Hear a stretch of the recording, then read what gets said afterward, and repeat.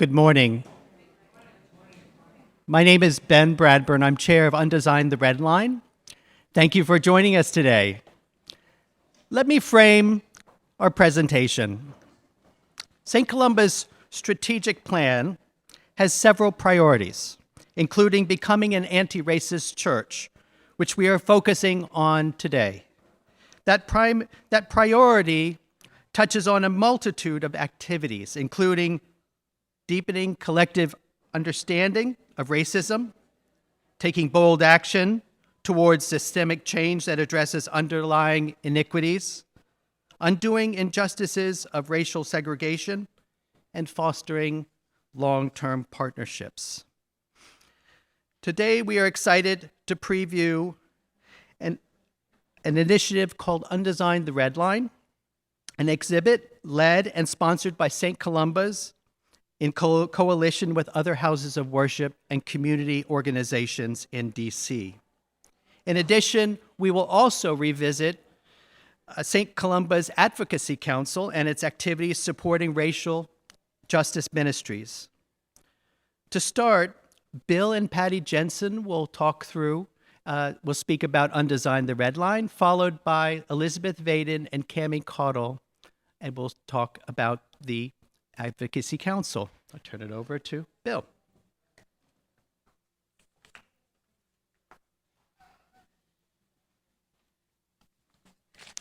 Good morning. I'm going to talk about how Undesign the Redline Northwest DC came into being and what it consists of. What is Undesign the Redline? It's an exhibit, an organizing tool that has been traveling through a number of cities in the U.S. It is created by a design firm in Brooklyn, New York. Let's be clear, when we talk about redlining, we're not talking about the red line that runs between Glenmont and Shady Grove. Yeah, we're not loud enough for you. Okay. Such brilliant things to say. There we go. We got it? Okay. We're not talking about the red line that runs between Shady Grove and Glenmont. We're talking about redlining in a general sense, along with a number of policies that have created the neighborhood that we live in and the disparities that we live with. Undesign the Redline is an exhibit and organizing tool. As I said, it's appeared in a number of cities across the U.S. We define redlining as the policies, practices, and processes that led to inequities in housing, education, income, criminal justice, and health, and that have contributed to how our neighborhood looks the way it does today in terms of race and wealth disparities. It is a high-touch, interactive exhibit.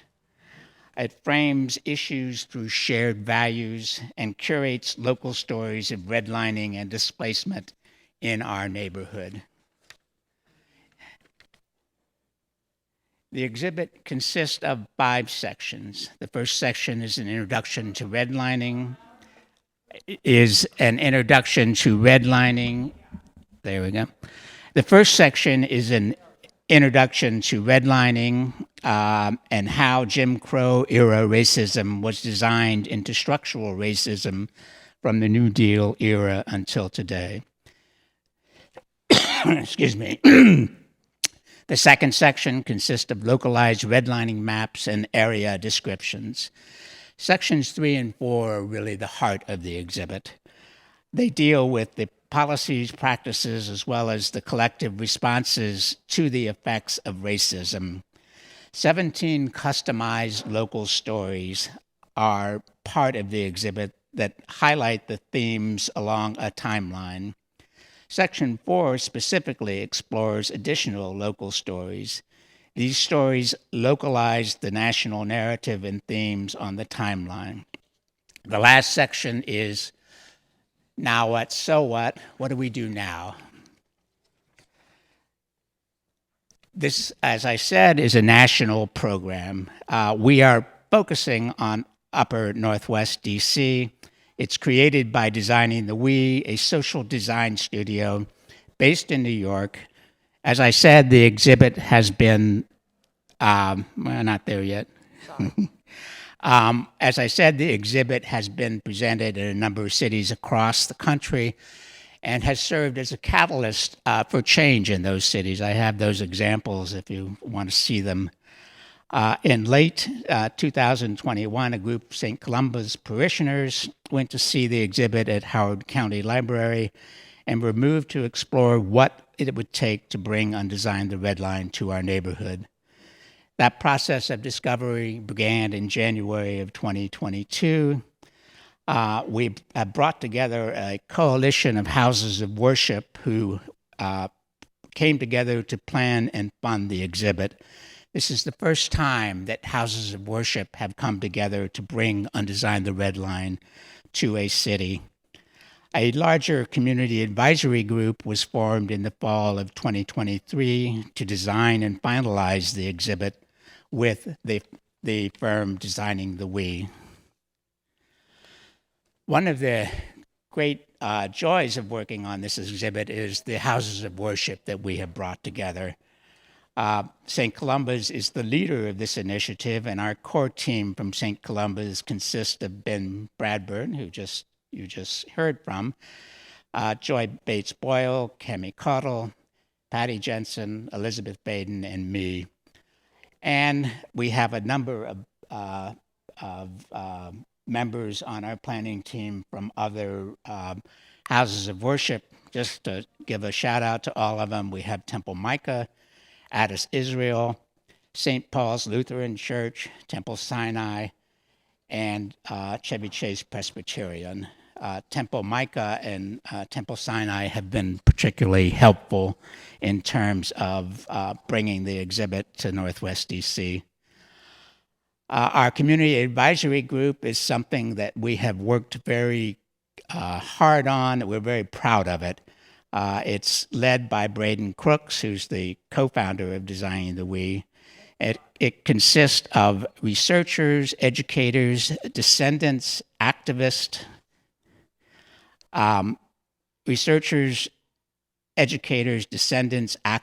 genealogists, historians, policy experts, residents, and advocates. So you can see it's a broad base of the community and experts and interested parties.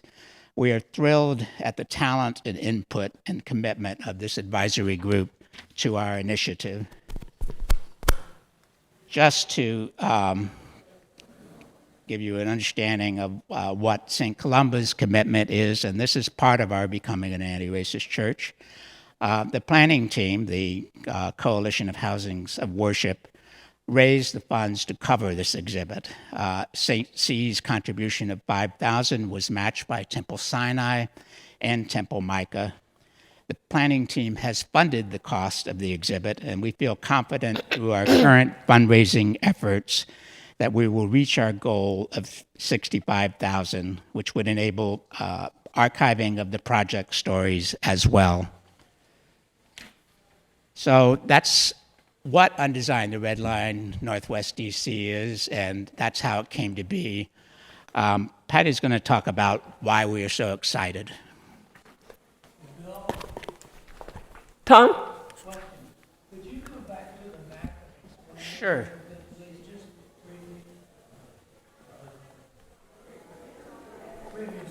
Previous one? Now he wants a map. Even more? Uh-oh, what did I do? No.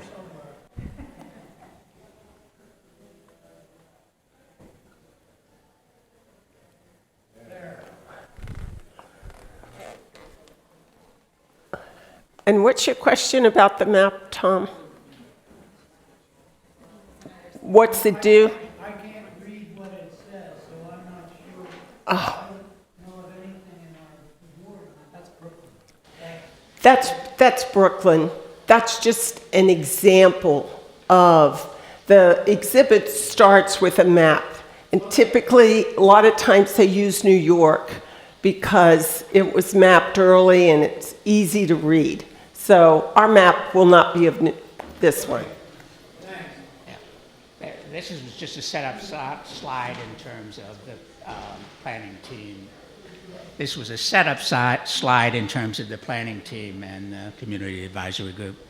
So again, Patty's going to talk about why we're so excited about being able to bring it to our neighborhood. And we're happy to answer your questions, but if it's okay, we'll just save them to the end so that we can get through the presentation piece, if that's okay. So why are we excited, and what do we think this exhibit will achieve, and why do we think you ought to come see it? There are several reasons. First of all, what makes Undesign the Redline transformative is that it explores the history of redlining in the DC metropolitan area with a focus on the specific history of Ward 3 and the residual effects of redlining, housing, discrimination, and its impact. We're standing in our own history as we walk through this exhibit. The history of how we came to be this wealthy, mostly white community sitting here up in Northwest DC. And so it brings all of these issues home to us in a very real way. We like the opportunity that the exhibit creates for interactive dialogue and engagement on challenging issues being currently considered in our community. This is the beginning of understanding reparations and the actions that could correct the policies and laws that displace and disadvantage Black citizens and other people of color, which is continuing today. So, for example, affordable housing is currently an initiative in Ward 3.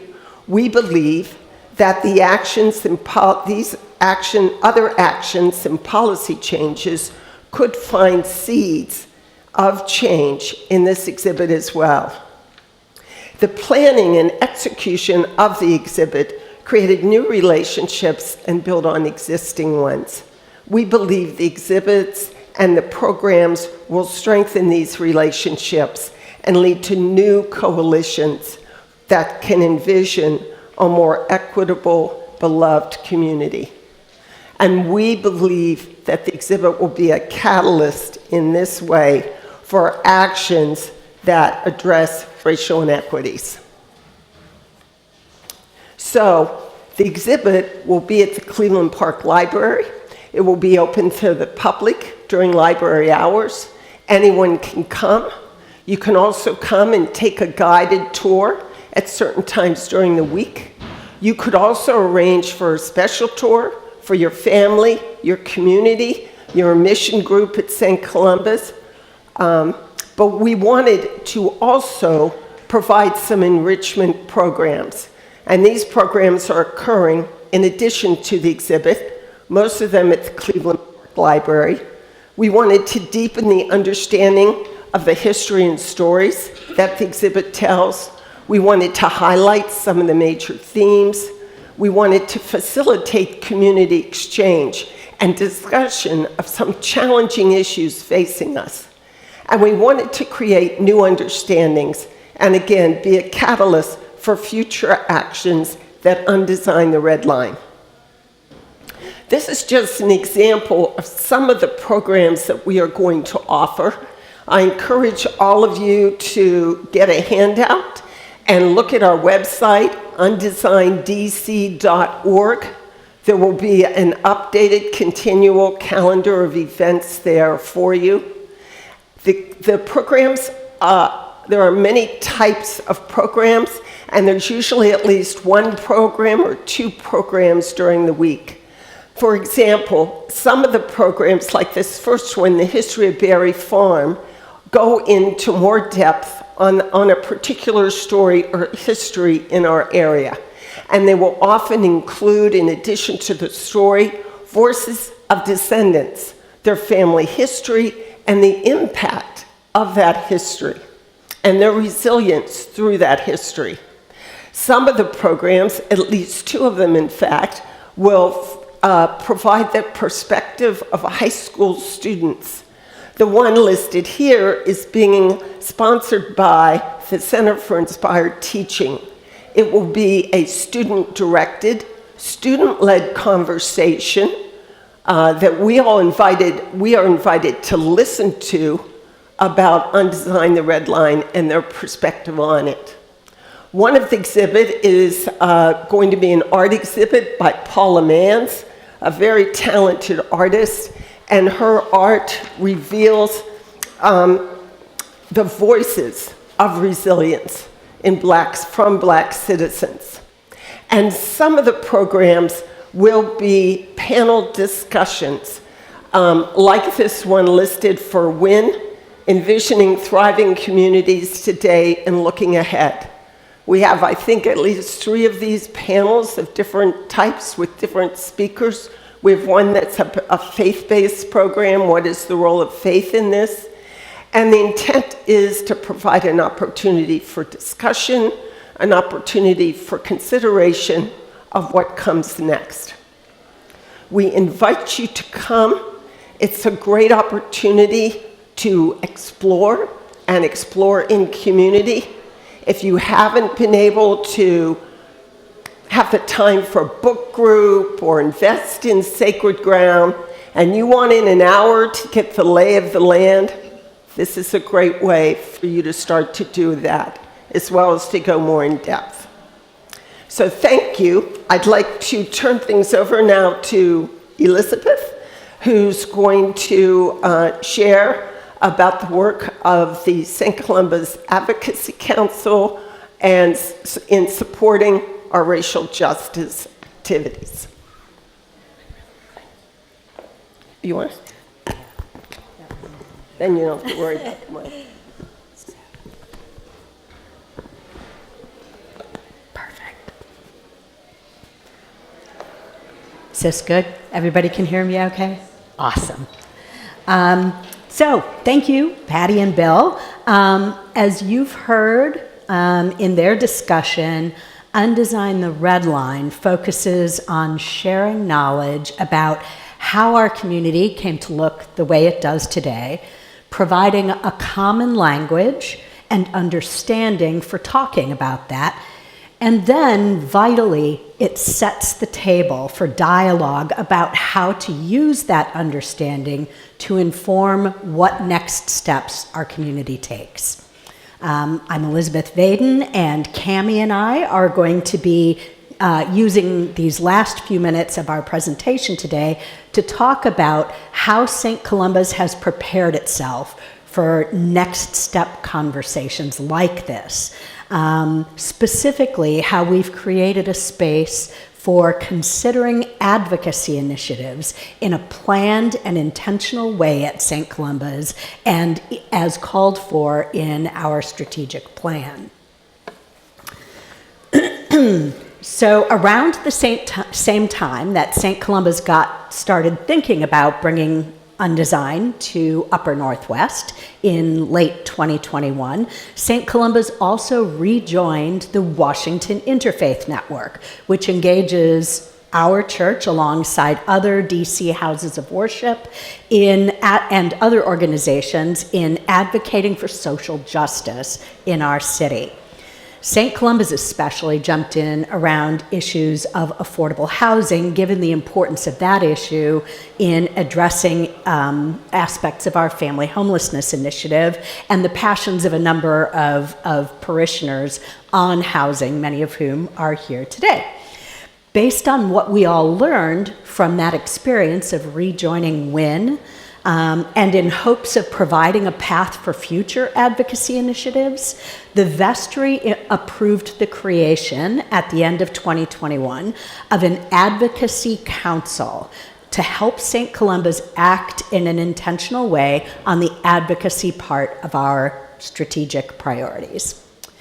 The purpose of this advocacy council is to convene when issues and proposals arise to help connect proposals that parishioners have with related work by existing ministries, to help guide the strategy and development of those proposals, working with parishioners who are interested in this, and to review and advance initiatives that for approval by St. Columba's. So basically, this council serves as a resource for groups that are considering undertaking advocacy within St. Columba's.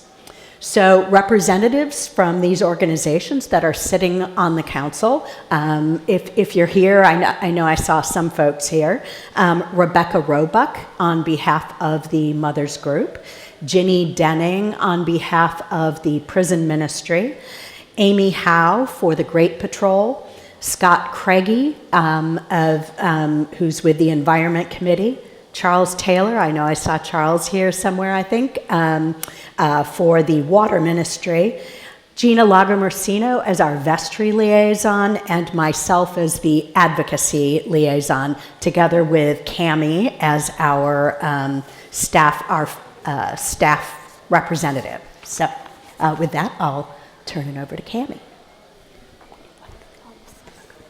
Thank you. So what you did not hear Elizabeth say is that the role of the Advocacy Council is to take on initiatives itself. That's not what you heard her say. So in the last couple years, we have worked really hard as an Advocacy Council to help walk through different initiatives where St. Columba's would be helping to kind of wave the St. Columba's flag in support. So some of the initiatives that we have helped are with the affordable housing, within the Moses Cemetery, and with environmental justice through WIN.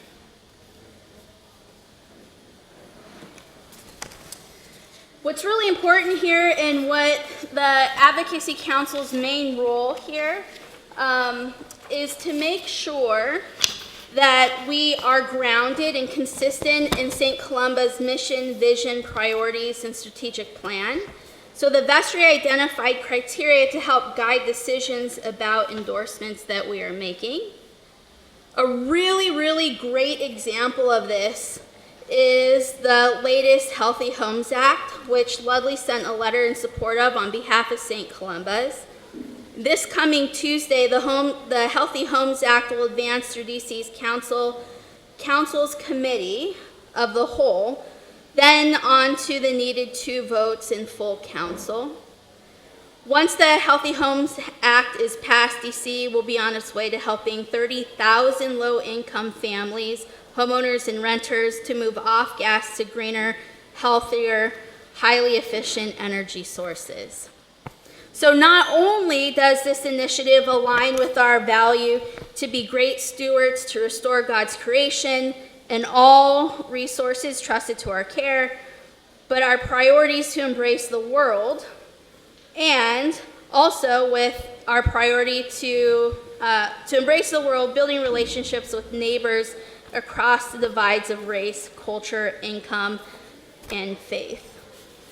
So these are the priorities or the different criteria that has been set by the vestry. So the question has been asked, is the Advocacy Council a gatekeeper? The answer is no. But it helps to think about how different initiatives align to who St. Columba's is and how it will help propel our mission forward. So with that, they didn't know I was going to do this, but I just want to take a second to thank this group. Undesign the Redline really has been, we've been working at this for 2 solid years. And what I mean by that is that this group of people have actually been meeting almost twice a week for 2 years to get this done. The relationships that have been fostered, not only within the group, but with the community, is one of my biggest takeaways and one of my biggest pieces of appreciation. The time, the effort, the hours can't be measured. So thank you, thank you, thank you.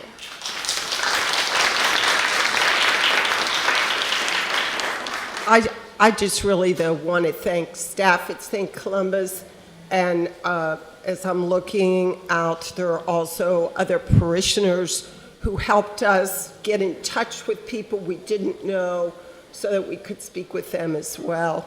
Great support from communications and others, so thank you.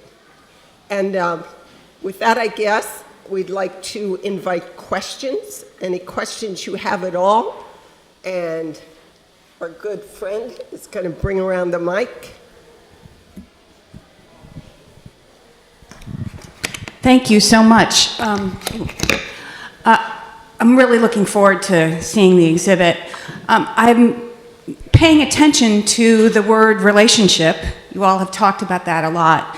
And what have we learned? I know that as we have learned about our own work to repair, that being not centering ourselves in the work, particularly as a white majority church, what can we learn about our efforts going forward, both good and challenging, in terms of building relationships to help our work in this area go forward? That's a very good question. Elizabeth, I know you're going to want to say some things on this. When you first started talking, the biggest thing that came up for me is the partnership that I now feel with other houses of worship.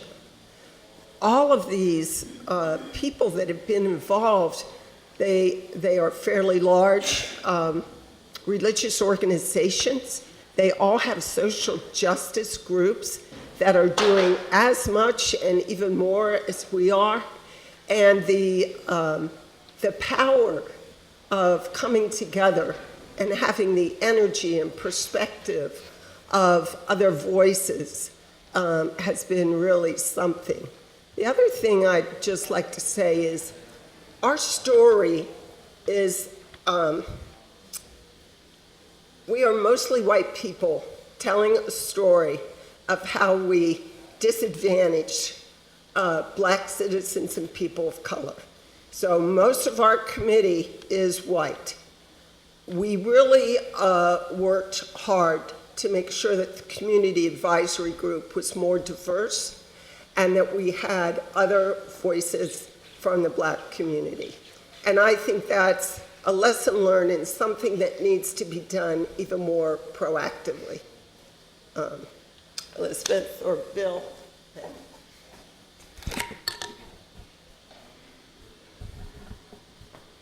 Yeah, I'm not sure I can improve on that a great deal, other than to say one of the issues that we particularly focused on was trying, this is sort of a variation on the theme that Patty brought up, but making sure that we were reaching out across the city. This is an exhibit that is particularly telling the story of Ward 3, but Ward 3 is not isolated. It is not an entity unto itself. And so finding and enhancing those connections in Ward 7 and 8 and 5 and 2, all around the city was really important, and I think has really sort of built our understanding and helped us, I think is something I'd love to see going forward. And I think one other similar aspect is that this exhibit has been a tremendous chance to bring together different kinds of group, different kinds of people who are tackling this issue, from different advocacy organizations who have their own approaches, bringing them all in to talk about that, to descendant groups who have focused on telling history, to university students, to across the board. And so it's been a very powerful chance to really bring together groups that often kind of silo a little bit, and that's been great. I mentioned the community advisory group. I'd like to go back to that. That's, for me, been the real joy of this exhibit. The community advisory group is the group responsible for the content of the exhibit. And as Patty said, Northwest DC parishes are going to, for the most part, be white. I think what we succeeded in terms of the community advisory group is to get a broad-based sample of DC. One of the things that we sort of struggled with was, is this the story of Ward 3 or is it the story of DC? And actually, you can't tell the story of Ward 3 without telling the story of the whole of District of Columbia. Tom, you referred to the content slide. It's not finalized yet. Right now, a subset of this terrific group of people are working with Braden to finalize the language, and that's the language that will go on the storyboards 3 and 4.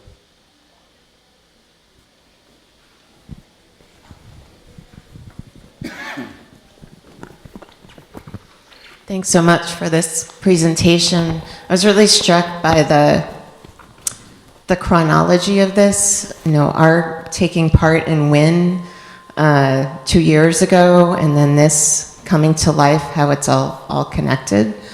But I did have a specific question about, I see the historians taking part in this. Can you speak a little bit to the types of stories that will be featured?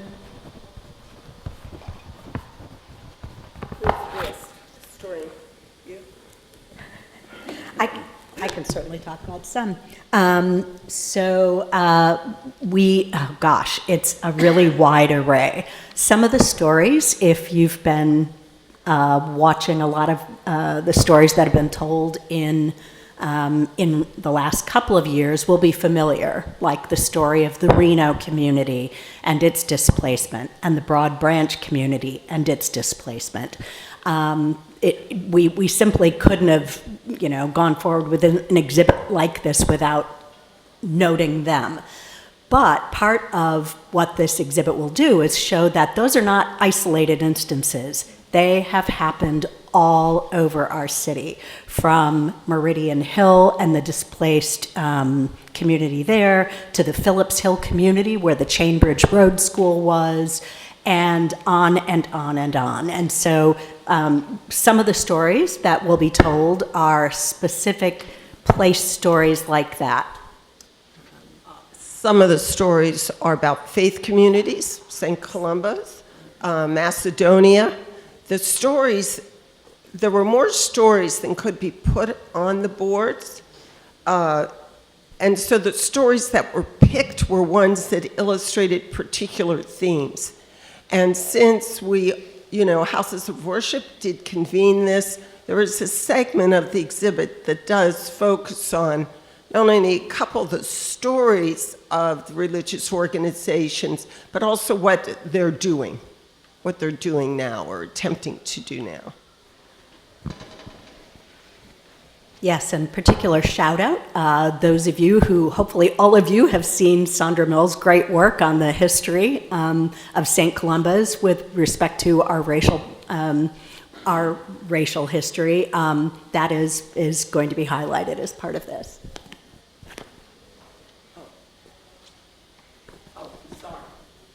Hi. It's on, okay. This is more of a comment. I went with Patty and Bill, led a group in Common Ground class to the exhibit at the Howard County Library.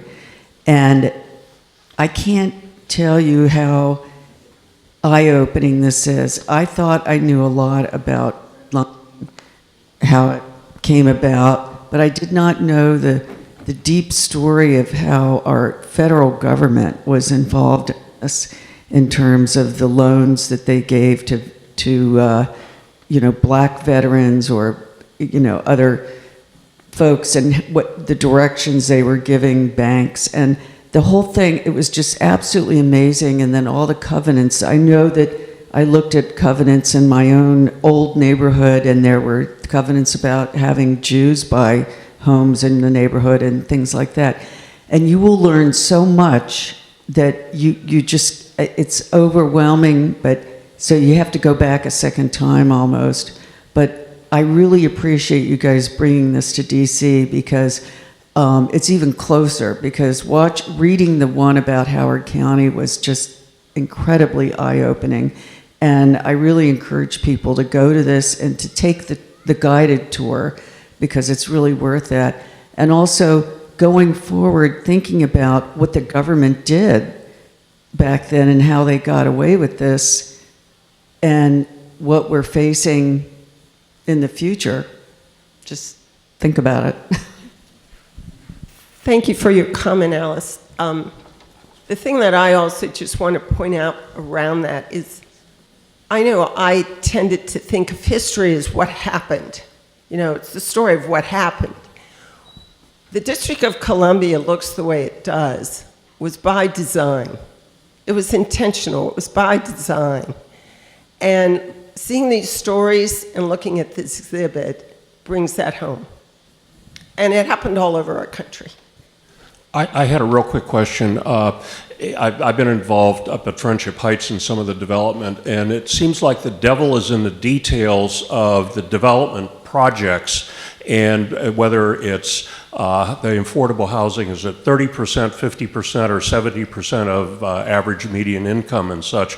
And have you been able to sort of crack a number of the developers to really get them genuinely involved? Because what I've heard is a lot of them say, oh yeah, it'd be nice to do that, but it's just not profitable, full stop at that point.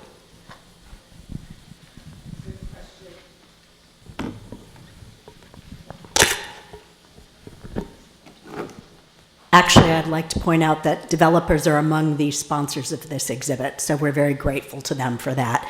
And realtors, who are also part of the issue, are an active part and members of our community advisory group, and are leading discussions not only with the community, but also with industry discussions as part of this exhibit to talk about what the history is of how realtors have been involved in this and where we go from here. So through the National Fair Housing Alliance, they're involved in that.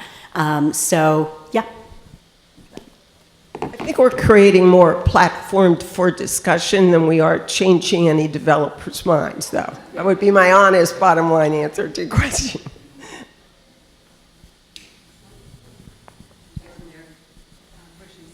Is it on? Oh, it is. Okay, so I had two questions. I have to put my glasses on so I can see Patty and Bill and Elizabeth. How is this being taken to the schools? So that the schools perhaps would be coming in droves in the orange buses to see this in Cleveland Park. And secondly, you know, that huge wave of gentrification that comes, the gentrification tsunami that, you know, swept through in the wake of the riots in 1968, which is you know, it's a different look at this, or is it something different? And is that the kind of thing that might be talked about in the exhibit, or is it a question to bring to the exhibit? I'm going to let Elizabeth talk about the gentrification. I'm going to answer your first question. Thank you. About educators. We talked to a lot of educators. You know, many are called, but few are chosen is a bit of the, not to critique anybody, but sometimes we weren't really able to make the connection with maybe universities in the way that we had hoped. UDC is actively involved. Some of them are going to be guides. We spoke with some of the private schools. We're having a special orientation where a number of public school educators were invited. We've sought their opinions. In terms of droves of buses of children coming to see the exhibit, some of the logistics of that are difficult for the schools because they want to bring like 30 people all at once. And you can manage that, but it takes a little bit. We're very open to that. We also, in terms of when our exhibit ends up hitting, it would have been much better if we'd been talking to them about programming last fall instead of, you know, towards the spring. because they've already got a lot of their stuff in action. So the groups were also receptive. They also are very interested in archiving. How can we archive these materials so that they can be available to educators for curriculum? And we also learned a lot about what schools are already doing.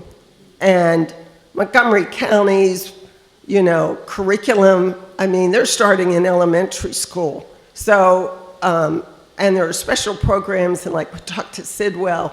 So there were a lot of great exchanges. And we hope a lot of them will choose to come.